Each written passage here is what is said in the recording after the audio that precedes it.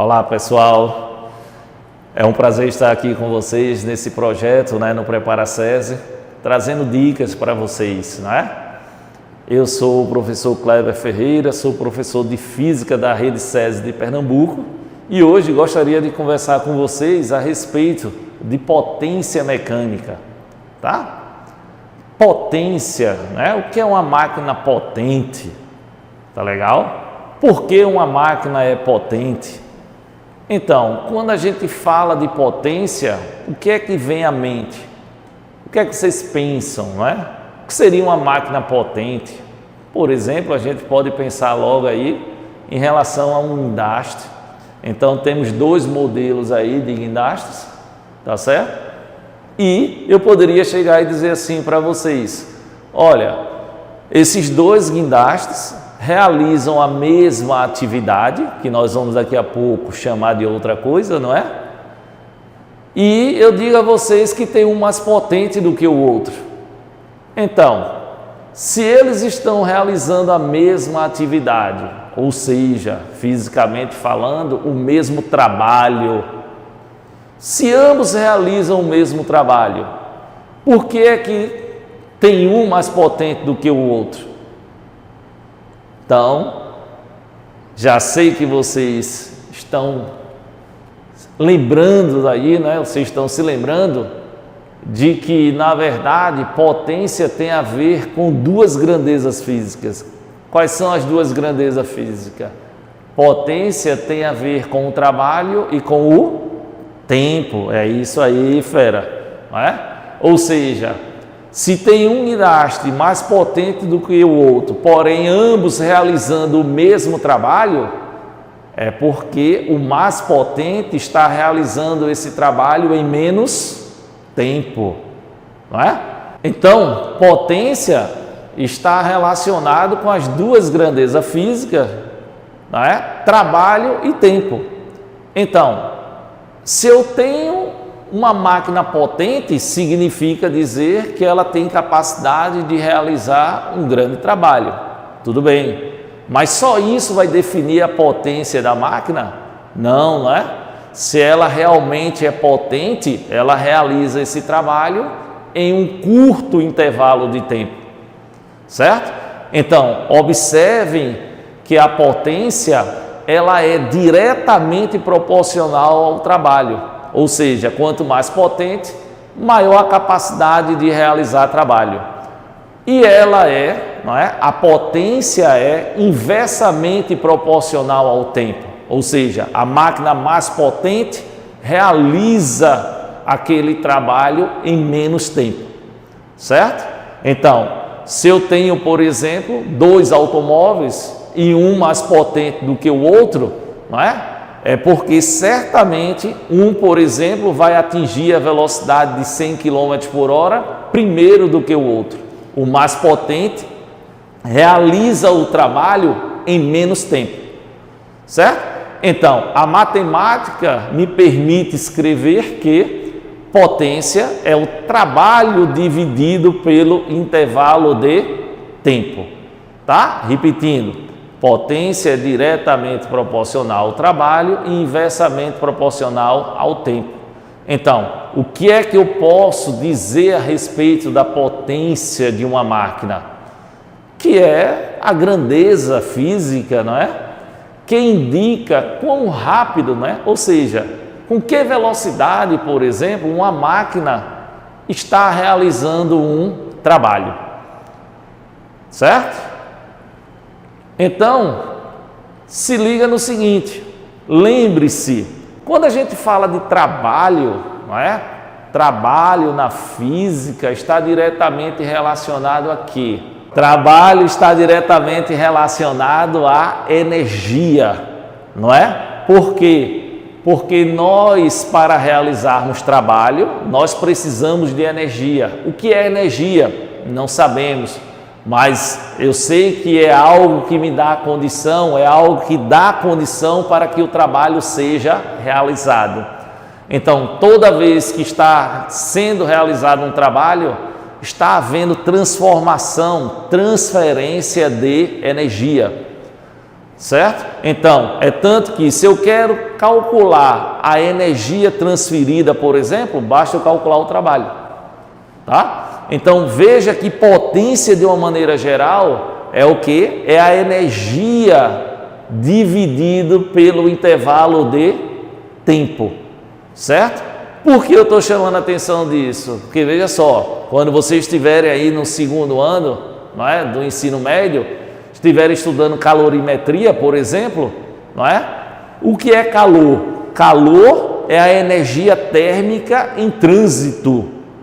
Então, lá na calorimetria, a energia térmica em trânsito, nós vamos chamar de quê? De calor. Então, quem vai ser potência lá na calorimetria? Vai ser a quantidade de calor. Por quê? Porque foi a quantidade de energia dividida por quem? Pelo intervalo de tempo. Quando você estiver estudando eletricidade, né, você vai observar lá, tá certo? Que vai se falar a respeito de potência elétrica. Opa, se é potência elétrica, está relacionado com quem? Com energia elétrica. E a fórmula vai mudar? Não. Quem é potência elétrica? É a energia elétrica dividido pelo tempo. Certo? Então, potência, de uma maneira geral, é isso. É sempre a energia dividido pelo tempo. Ok? Qual é a unidade de potência no sistema internacional? A unidade de potência no sistema internacional tem que ser a unidade de energia no sistema internacional, que é o Joule, dividido pela unidade de tempo no sistema internacional, que é o segundo. Então, o Joule por segundo, isso vai me dar o watts, ou watt, como queiram chamar, tá certo? E não esquece disso, olha, toda vez que a unidade de potência for watts, lembre-se que o tempo está dado em segundos, certo? Lembre-se que estamos falando da unidade no sistema internacional. Ok, Vera? E potência tem a ver com velocidade? Tem. Acabei de conversar com vocês agora há pouco, né? Dei o exemplo do carro. O carro mais potente é aquele que consegue desenvolver uma velocidade mais rápida do que o outro. E como é que essa relação acontece matematicamente? Como é que ela acontece na física? Lembre-se que potência é o trabalho dividido pelo tempo, tá? E vocês já estudaram trabalho e viu que como é que nós calculamos o trabalho?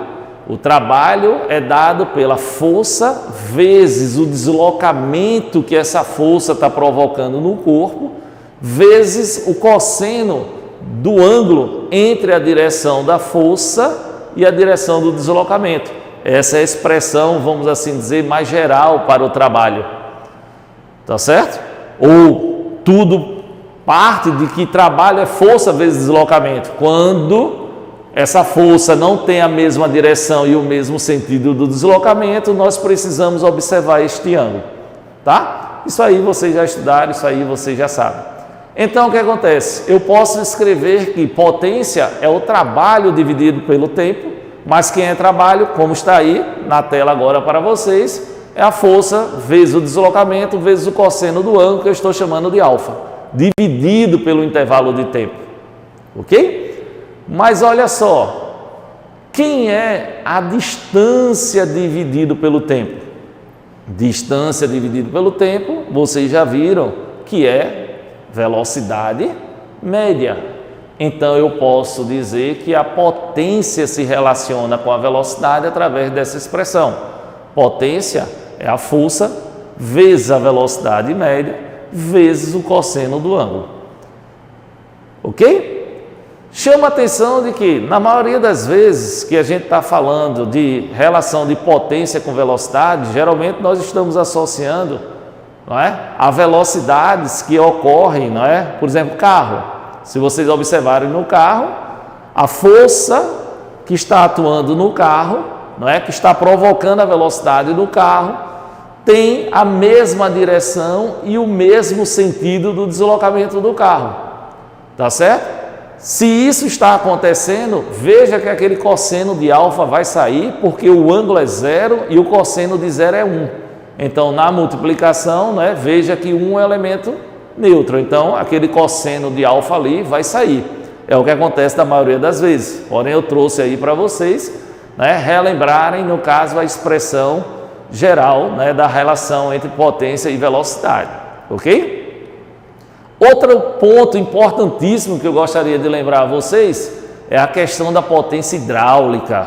Ah, Enem adora isso, né? Tá certo? Questão hídrica, né? Questão das usinas hidrelétricas, tá certo? Então, como é que nós calculamos a potência hidráulica, né? Eu lembro a vocês que a potência hidráulica tem a ver com a queda d'água, vamos assim dizer. O que acontece nas hidrelétricas, né? Nós temos uma represa a uma certa altura em relação às turbinas da usina, tá? E essa queda d'água, ou seja, lá em cima, energia potencial gravitacional, não é? Quando vai descendo, vai se transformando em energia cinética, que vai provocar o movimento das turbinas, que vai haver a transformação dessa energia em energia elétrica, ok? Como calcular essa potência hidráulica? Lembre-se, né? Potência hidráulica a gente calcula como sendo a densidade vezes o volume, vezes a gravidade, a aceleração da gravidade, vezes a altura da queda d'água dividido pelo tempo. De onde veio isso? Lembre-se que seu professor lhe mostrou, não é? Isso vem lá de que potência é trabalho sobre o tempo. Mas quem é que está fazendo a água cair? Quem é que está realizando esse trabalho? É o peso.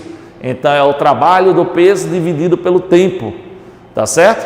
Lembre-se que o trabalho do peso aí vai ser mgh, tá certo? Então a gente vai relacionar a massa com a densidade da água, que é isso que as questões geralmente nos dão, tá certo? Então densidade volumétrica é massa sobre volume, então a massa é a densidade vezes o volume. Então nos remete a essa expressão aí, tá? Mas eu sei que vocês viram isso aí direitinho e com calma, ok?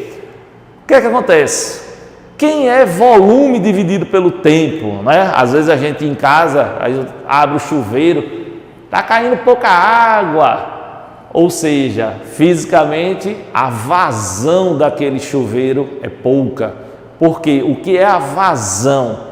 É o volume de água que está passando por um determinado local em um certo intervalo de tempo, ok? Então, observem que eu posso trocar volume dividido pelo tempo pelo que nós chamamos de vazão, certo? Pela grandeza física que nós chamamos de vazão.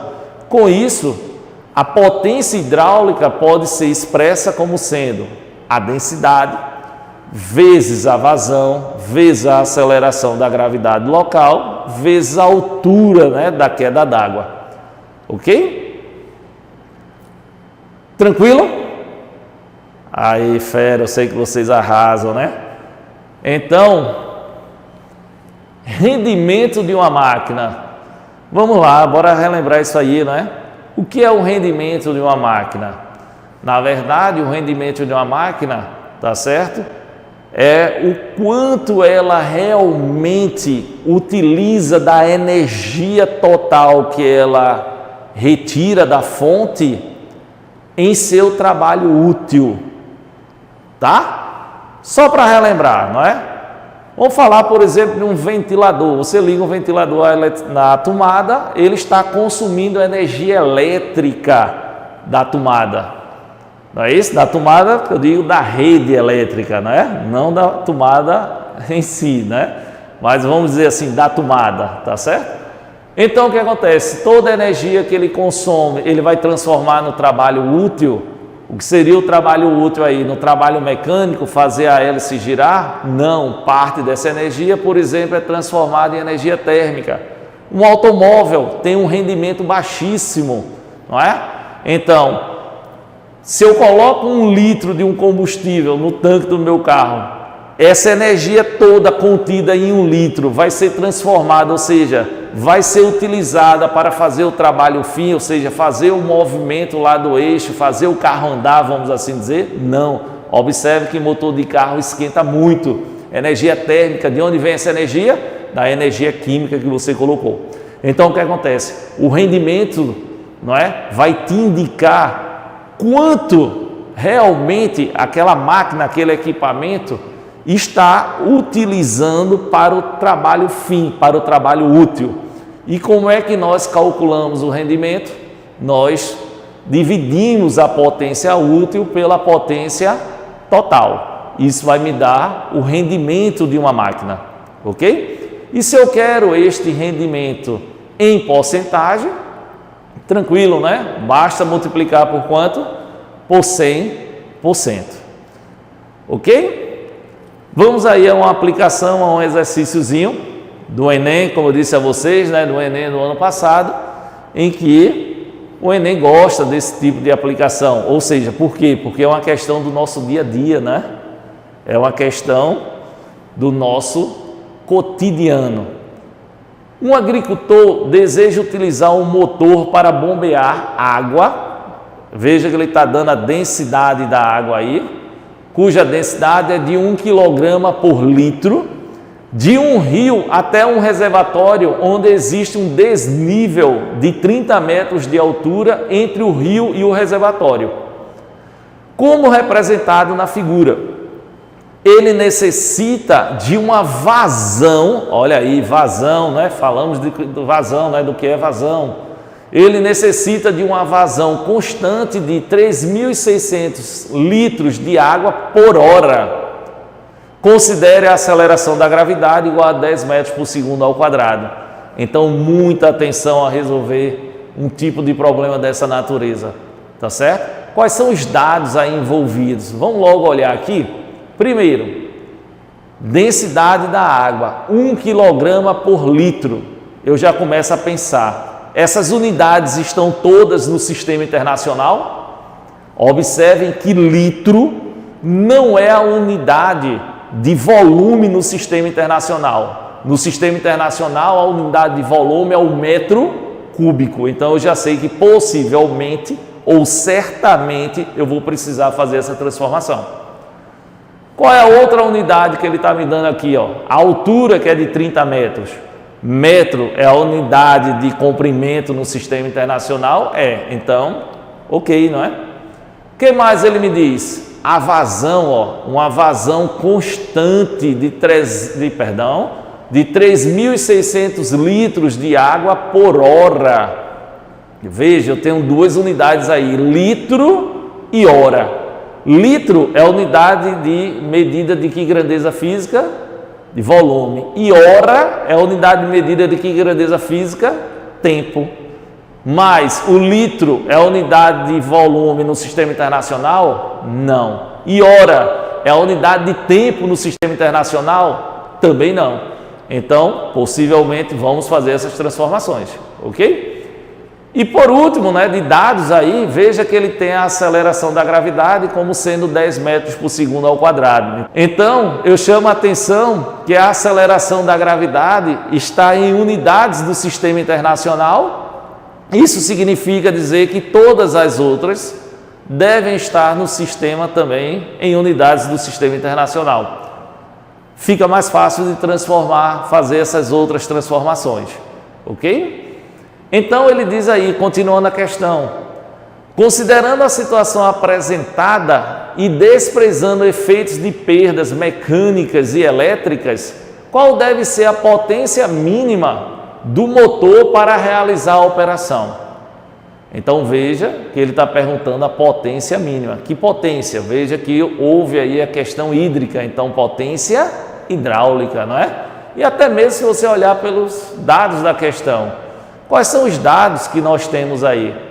Primeiro, densidade, 1 kg por litro, tá? Então, observe que não está em unidades do sistema internacional.